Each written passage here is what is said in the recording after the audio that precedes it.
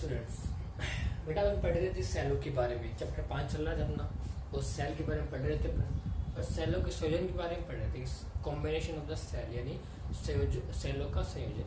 सेलों का अपने श्रेणी क्रम संयोजन पढ़ लिया था और समांतर क्रम संयोजन पढ़ रहे थे। और समांतर क्रम के अंदर अपने क्या पढ़ लिया कि जब दोनों से समांतर क्रम में दो सेल जुड़े हो, कितने सेल जुड़े हो, दो सेल या फिर एन सेल जुड़े हो, तो क्या हो, उन सभी के विद्युत भागफल समान है, समान विद्युत भागफल के सेल जुड़े हो किसके अंदर, सर्किट के अंदर। ये अपन ने कर लिया था। आज उसी के अंदर आगे बढ़ते हुए टॉपिक का नाम क्या अपना, समांतर क्रम संयोजन। किसका है, सेलों का समांतर क्रम संयोजन। इसका बेटा सेकंड पार्ट पढ़ रहे हैं आप। सेकंड पार्ट क्या है कि जब भिन्न भिन्न विद्युत भागफल के सेल परिपथ में जुड़े हुए हो, जब भिन्न भिन्न विद्युत भागफल के सेल विद्युत वाहक बल के सेल परिपथ में जुड़े हो, परिपथ में जुड़े हो, यानी जो सेल जुड़ रहे हैं ना परिपथ में, इस बार तो सबके विद्युत भागबल दैट मींस ईएमएफ क्या है बेटा, अलग अलग। इन सबके विद्युत भागबल का मान क्या है, अलग अलग इसके विद्युत भागबल का मान है। तो सर्किट डायग्राम बनाते हैं इसका, कैसे बनेगा। अपन किसमें जोड़ रहे हैं, समांतर क्रम में। और समांतर क्रम में अपन जानते जोड़ते क्या होता है कि सेलों का धनात्मक एक तरफ रखेंगे और सेलों का ऋणात्मक दूसरी तरफ रखेंगे। सर्किट कैसा बना देगा बेटा, ऐसा बन जाएगा अपना। बनेगा पहला सेल ये आपका,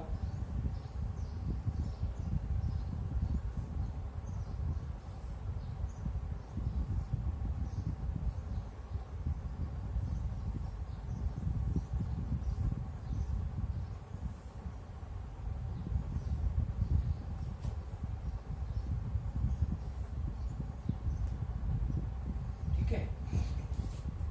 थोड़ा ढंग से समझा देते बेटा इसको, ठीक है।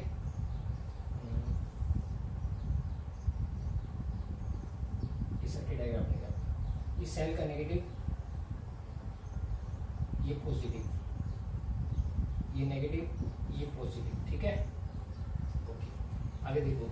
इसी के अंदर मैंने बाह्य परिपथ में क्या जोड़ दिया, एक बाह्य प्रतिरोध जोड़ दिया। स्तंभ लगा के कुंजी बेटा मैंने। इसका प्रतिरोध कितना है आपका, मैंने कहा इस सेल का विद्युत भागबल कितना है, E1। आंतरिक प्रतिरोध कितना है इसका, R1। इस सेल का विद्युत भागबल कितना, A2। और आंतरिक प्रतिरोध कितना बेटा इसका, R2। इस सेल का आंतरिक प्रतिरोध R1, विद्युत भागबल E1। इसका आंतरिक प्रतिरोध R2, विद्युत भागबल E2। मैंने कहा इस सेल से I1 धारा निकल रही है तो I1, इस सेल से I2 धारा आ रही है तो I2। ये कौन से दो बिंदु जंक्शन पॉइंट है, जंक्शन पॉइंट क्या होता है आगे बताएंगे आपको, ठीक है। इधर से I1 आ रही, इधर से I2, दोनों मिल जाएगी। तो मैंने कहा दोनों मिलने के बाद इधर इस प्रतिरोध में कौन सी धारा प्रवाहित होगी, I धारा प्रवाहित होगी। तो I वास्तव में क्या बेटा, I क्या है, I is equal to I1 plus में I2 है।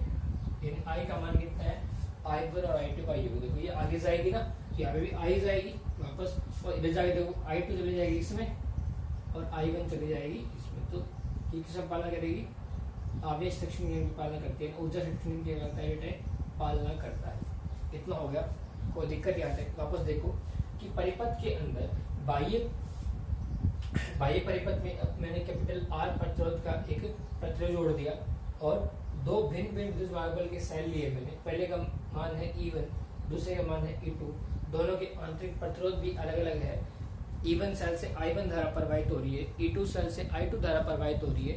तो इस स्थिति में अपने क्या करना है, इसकी परिणामी धारा और परिणामी टर्मिनल वोल्टेज का मान फाइंड आउट करना। कि अपन जानते हैं सेल की इक्वेशन मैंने पढ़ाई थी, आपको याद है ना, आपको मैंने शायद इस तरह में पढ़ी थी, E minus B equal to I R आया था अपना। E क्या होती है, टर्मिनल वोल्ट था। E क्या है, विद्युत भागबल, और ये क्या है, विभव पतन होता है सेल के आंतरिक प्रतिरोध के कारण। अब तुलना करते हैं बेटा, पहले सेल से बात करते हैं। पहले सेल के लिए E का मान कितना है, E1 है। पहले सेल के लिए E का मान कितना है, E1। तो मैंने क्या लिखा, E1 माइनस, ठीक है। नेक्स्ट दूसरे सेल के लिए V सबके लिए क्या बनाएगा, एक समान बनाएगा। तो बेटा बार बार बोलता हूँ कि श्रेणी क्रम के अंदर तो धारा का मान समान होता है और समांतर क्रम के अंदर किसका, वोल्टता का मान समान होता है, वोल्टता का मान चेंज नहीं होता है। तो जो सर्किट अपना है वो किसका है, समांतर क्रम का है। दैट मीन्स ये जो V आपकी टर्मिनल वोल्टता वो चेंज नहीं होगी, ठीक है, याद रखना ये बात आपको, ये V रहेगा बराबर। इस सेल के धारा का मान कितना है बेटा आपका I1, आंतरिक प्रतिरोध कितना है इसका R1, तो क्या बन जाएगा, ये बन जाएगा I1 और R1। इक्वेशन नंबर कितने बन जाएगा बेटा आपकी, मान लो इक्वेशन कितनी है, 1 नंबर मान लो, चलो इसको एक बार, चलो इसको आपने 1 मान लिया तो इसको 2 मान लेते हैं, कोई दिक्कत नहीं, ठीक है। इसी प्रकार दूसरे सेल की बात करते हैं, इसके लिए क्या बनेगा, इसके लिए बनेगा E2 माइनस V बराबर I2 R2, इक्वेशन नंबर 3। ये तो माना गया दो समीकरण 2 से, और ये माना गया समीकरण 3 से, दोनों का माना गया, ठीक है। अब अपन सबकी वैल्यू फाइंड आउट करते हैं, इसकी वैल्यू क्या होगी और क्या नहीं होगी, देखो आगे। अपन जानते हैं धारा क्या होती है, I equal to I1 plus में I2 होती है ना। मान लो चूंकि I इक्वल टू क्या होता है, I1 प्लस में I2, इक्वेशन नंबर कितने मान लो, 4 मान लो इसको। अपन क्या करेंगे, समीकरण 2 और 3 से I1 और I2 का मान निकालने वाले, इसका मान निकालेंगे, I1 का और I2 का मान निकालेंगे, और वो दोनों मान निकाल के देंगे, इस इक्वेशन में पुट कर देंगे, ठीक है। देखो समीकरण मान क्या बनेगा, यदि यहाँ समीकरण 2 से आप I1 का मान निकालो, समीकरण 2 से I1 का मान कितना बनेगा बेटा, I1 का मान बनेगा आपका E1 माइनस V, R1 जाएगा भाग में, क्या बनेगा R1। इसी प्रकार I2 का मान क्या बनेगा, समीकरण 3 से देखो R2 भाग में भेज दो तो क्या बनेगा E2 minus V divide by R। समझ आई मेरी बात बेटा, यानी समीकरण 2 और 3 से अपन I1 और I2 दोनों के मान निकाल सकते हैं, और ये दोनों मान कहाँ रहेंगे, समीकरण 4 में लिखेंगे। समीकरण 4 में किसका मान दिया, धारा का मान दिया है, जहाँ पे I1 और I2 अपन इन दोनों के मान पुट करें तो वैल्यू क्या बनेगी बेटा, तो वैल्यू में बनेगी I बराबर I1 का मान कितना है दिया, देखो E1 minus V divide by R plus I2 का मान कितना है, E2 minus V divide by R। ये अपन क्या कर चुके हैं, पढ़ चुके हैं, अपन निकाल चुके हैं, ठीक है। सोल्व कर लो इसको थोड़ा सा।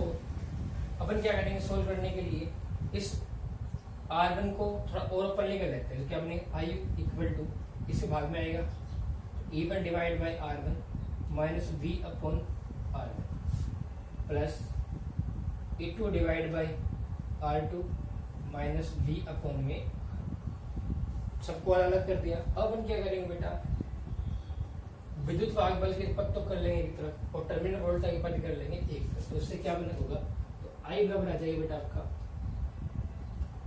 E1 divide by R1 plus E2 divide by R2 minus, देखो ये भी माइनस ये माइनस, दोनों में कॉमन आ जाएगा ना, और दोनों में क्या कॉमन, V कॉमन आएगा, तो अंदर क्या बचेगा, अंदर बचेगा 1 upon R1 plus 1 upon V R2, ये बच जाएगा आपका, ठीक है बेटा। दोनों में V कॉमन आ गया, दोनों माइनस साइन कॉमन आ गया, माइनस साइन से ब्रैकेट खोलोगे तो वही सेम ही वैल्यू मिलेगी, चेंज नहीं होगा आपको, ठीक है। इसको सोल्व करते हैं बेटा, इसको सोल्व करने से क्या बनेगा आपका, मैं ये कर रहा हूँ बेटा इस बार कि जो V वाली टर्म है ना, इसको तो लेके जा रहा हूँ इस तरफ में, और I वाली टर्म को लेके जा रहा हूँ इस तरफ, देखो क्या बनेगा, इससे बनेगा V इधर आगे प्लस का बन गया, और इसको सोल्व करें, इसका एलसीएम कितना है बेटा, इसका एलसीएम आएगा R1 R2 एलसीएम लेंगे तो R1 से R1 कैंसिल आउट, ऊपर क्या बचेगा R2, तो वैल्यू आएगी R2, इस वाले में आ जाएगी R1 इक्वल, इधर क्या है बेटा, दोनों में कुछ कॉमन नहीं आ रहा, लेकिन दोनों का एलसीएम कितना आएगा, इन दोनों का एलसीएम आएगा आपका R1 R2। पहले से क्या R1 से R1 कैंसिल आउट, तो वैल्यू क्या बनेगी, वैल्यू बनेगी आपकी E1 R2 plus E2 R1 minus का साइन। अब देखिए तो एज इट इज था, इसको तो लगे प्लस का हो गया, जब I इधर आए किसका बन जाएगा, ये माइनस का बन जाएगा ना, देखो ये I आ गया, ये बन गया आपका, ठीक है। इतनी बात आई क्लियर समझे। अब अपन क्या करने वाले बेटा, अपन को V का मान चाहिए, टर्मिनल वोल्टेज का मान चाहिए अपने को, तो टर्मिनल वोल्टेज मान चाहिए अपने को, तो अपन इस पूरे पद को भाग में भेज देंगे इसकी, और जैसे ये पद इसके भाग में जाएगा, यहाँ पे क्या बचेगा, केवल V बचेगा, तो वैल्यू क्या आएगी, V इक्वल टू इसके भाग में भेजना है बेटा, तो क्या बनेगा, ये बनेगा E1 R2 plus E2 R1 divide by R1 R2। देखो जब इसके भाग में जाएगा तो ये पद तो ऊपर मल्टीप्लाई होगा, ये इसके भाग में जाए तो क्या बनेगा, ये बनेगा R1 R2 divide by R1 plus में R2। ऐसे लिख सकते हैं अपन माइनस, इस पद के भाग में आएगा और दोनों पद के भाग में आता ना, तो इसके भाग में जाएगा तो क्या बनेगा, ये बनेगा I ऊपर मल्टीप्लाई होगा R1 R2 divide by R1 plus में R2। इतना आ गया। तो बेटा R1 R2 से R1 R2 क्या हो जाएगा, कैंसिल आउट हो जाएगा। कैसे, V का मान कितना बचा, V का मान अपने पास बच गया बेटा E1 R2 plus E2 R1 divide by R1 plus में R2 minus I R1 R2 divide by R1 plus में R2।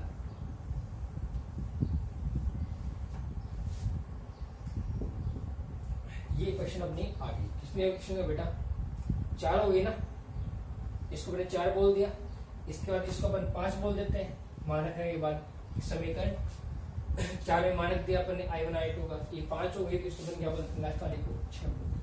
ठीक है, इतनी बात मेरे ख्याल से सबको समझ में आ गई होगी। तो टर्मिनल वोल्टा का मान अपन ने ये निकाल दिया। ठीक है बेटा, देखो ध्यान से आगे अपन क्या करेंगे, ध्यान देखो बेटा। मैं बोलूं कि समीकरण 1 किसका है, सेल का समीकरण ही तो है, और ये किसका समीकरण है, सेल का समीकरण है। समीकरण 1 को आप ऐसे भी तो लिख सकते हो, देखो ध्यान से, समीकरण जो आपकी 1 है, क्या आप उसको ऐसे नहीं लिख सकते, तो ये V है, इधर किसका बन जाएगा, प्लस का बन जाएगा, तो क्या बनेगा, V इक्वल टू ये बनेगा बेटा आपका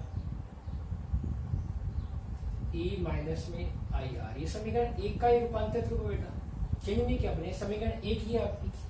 तो समीकरण 6 और 1 की आप कंपैरिजन कीजिए, समीकरण 6 और 1 की तुलना की, तो कुछ चेंज नहीं किया बेटा, टेंशन वाली बात नहीं है। मैंने इस B को इधर ले गया, प्लस का बन गया। ठीक है, E एज इट इज है, प्लस का ही, IR किसका बन जाएगा, माइनस का बन जाएगा, तो वैल्यू क्या आएगी, E minus IR equal to V आ गया। तो समीकरण 6 और 1 की तुलना करके देखो, ये भी सेल की इक्वेशन है, ये भी सेल की समीकरण है, दोनों तुलना करो। देखो V की जगह तो V है, कोई दिक्कत वाली बात नहीं है, इस जगह तो E और विद्युत बल, और इसमें पूरा का पूरा पद है। दैट मीन्स क्या है, दैट मीन्स बेटा E की वैल्यू कितनी आ गई, E की तुलना करने पर समीकरण 6 और 1 की तुलना करेंगे तो E का मान कितना है, E का मान आपका आ गया E1 R2 plus E2 R1 divide by R1 plus में R। ये तो मान आ गया आपका विद्युत बल, E का मान आ गया। ठीक है, इसी प्रकार तुलना करो, minus sign minus sign, I किस गए I, तो ये क्या है, स्मॉल r, और यहाँ पे स्मॉल r इस गई, पूरा पद दिया हुआ है। दैट मीन्स स्मॉल r का मान कितना है, ये स्मॉल r का मान ही है, क्या है, R1 R2 divide by R1 plus में R। बात क्लियर हुई बेटा, E का मान भी निकाल दिया आपने, स्मॉल r, दोनों का मान आपने निकाल दिया। अपने को तो टर्मिनल वोल्ट अपन निकाल चुके, क्या निकालनी, धारा निकालनी बाकी रहेगी। अपन जानने धारा क्या होती है, कुल विद्युत वाहक बल बटे कुल धारा, ये क्वेश्चन होता है। I क्या होता है, कुल विद्युत वाहक बल डिवाइड बाय कुल प्रतिरोध, सॉरी कुल विद्युत वाहक बल E डिवाइड बाय कुल प्रतिरोध। कुल प्रतिरोध क्या है, बाह्य वाले प्रतिरोध को और आंतरिक वाले प्रतिरोध को आप ऐड कर दीजिए, तो क्या बनेगा, बाह्य कितना आपका R और आंतरिक कितना आपका स्मॉल r। ऐसे तो दिया हुआ, ये मान पुट कीजिए आप, तो वैल्यू क्या बनेगी बेटा, E का मान देखो ये दिया हुआ पूरा आपको, क्या मान आपका ये दिया हुआ E1 R2 plus E2 R1 divide by R1 plus में R। ये किसका मान आ गया, विद्युत वाहक बल का मान आ गया। अब डिवाइड में क्या करने वाले हैं बेटा, डिवाइड बाय R की जगह तो R ही रखेंगे अपन, प्लस स्मॉल r का मान कितना ये दिया हुआ, देखो तो क्या बनेगा, ये दिया हुआ R1 R2 divide by R1 plus में R। बात क्लियर हुई बेटा, तो वैल्यू आई है फिर E1 R2 plus E2 R1 divide by R1 plus में R। ठीक है, सोल्व कीजिए आप, उसका एलसीएम लोगे कितना आएगा, R गुना R1 प्लस में R2 आएगा ना, तो वैल्यू बढ़ेगी आपकी R इंटू R1 प्लस में R2 प्लस में R1 R2 मल्टीप्लाई में ऊपर जाए मल्टीप्लाई हो जाएगा ना, तो ये बनेगा R1 प्लस में R2, R1 plus R1 plus R2 से R1 plus R2 cancel out, तो ऐसे I का मान कितना है बेटा, I का मान यहाँ से आ जाएगा I1 R2 plus E2 R1 divide by R1 plus में R2 प्लस R1 R2। एक सम देखता हूँ, दिख रहा नहीं दिख रहा इसके अंदर, हाँ ठीक है दिख रहा है। क्यों बेटा, ये अपन किसका मान निकाल चुके हैं, धारा का मान निकाल चुके हैं, ये आपकी फाइनल इक्वेशन है आ चुकी। ठीक है बेटा, तो ये आपका टॉपिक था, ये कंप्लीट हुआ। नेक्स्ट टॉपिक अपन नेक्स्ट क्लास में पढ़ते हैं, तब तक के लिए आप सबको बाय। और इस टॉपिक को ध्यान से देखिए, इसके नोट्स आज आपको, बाकी जो नोट्स है ना वो आज आपको प्रोवाइड करवा दिए जाएंगे।